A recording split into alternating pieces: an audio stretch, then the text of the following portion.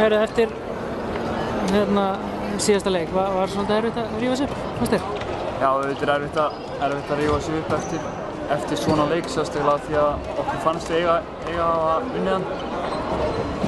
En við gerðum það og gerðum það sem áttum að gera hann í dag og unnum leikinn. Ekkert meira en það, samt?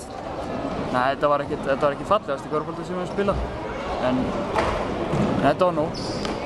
Við hefum kannski viljað aðeins svona ná að gera okkur aðeins betur inn í leikinn og vera allir meira í takt. En þetta er stutt síðan senast leikur var og mér fannst við komast ágætlega frá þessu.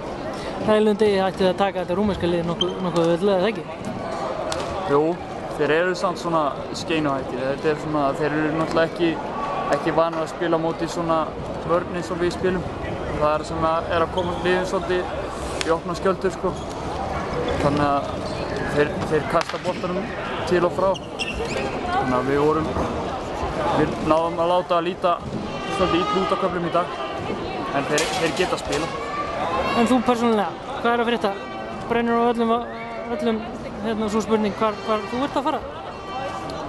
Já, ef ég myndi vita það, myndi ég svara því, sko. Eitthvað í pípunum? Já.